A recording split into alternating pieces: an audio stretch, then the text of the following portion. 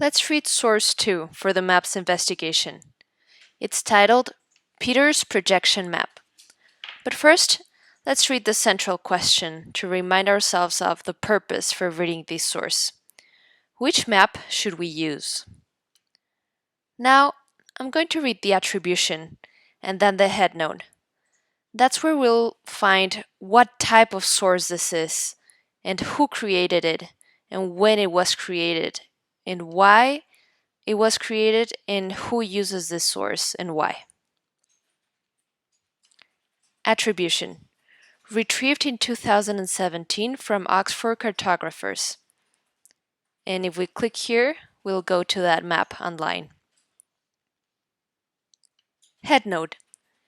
In 1974, Dr. Arno Peters argued that the Mercator projection map makes Europe look larger than it is. It gives people the wrong idea about the size of different countries. Instead, he created the Peters projection map. It shows the true size of all countries in relation to one another. But it does not show shapes correctly. It stretches places near the equator and squeezes places near the North and South poles. The United Nations, international aid agencies, some schools, and businesses around the world use this map because it makes all countries look their true size and shows them at their true location. I'm going to pause here.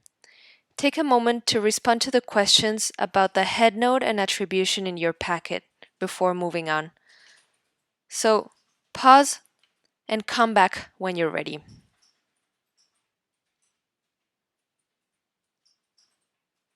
Okay, I'm going to read the source. The source is a map, and there is no one way to read a map, so this is going to be my reading. So, I notice that this is a world map, and I see the title of the map here, Peter's World Map. I also see all of the continents in different colors. I see North America and South America, Africa, Europe, Asia, and Australia. And I see there are country borders and the names of the countries in very small letters. And like the headnote says, the shapes and the sizes of the countries are very different from the maps that I'm used to seeing. Especially, I notice Africa here, it's very centered and it's very large and long from what I'm used to seeing.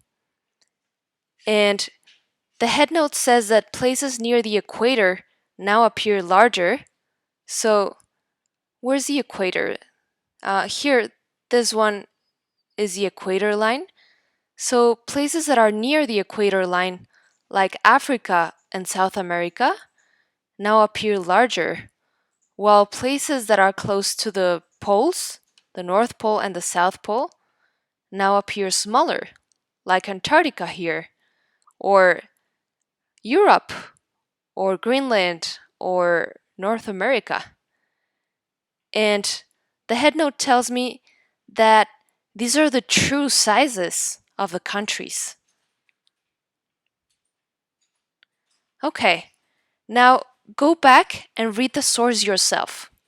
And as you read, pause to think about what parts of the source seem most important for understanding it and why.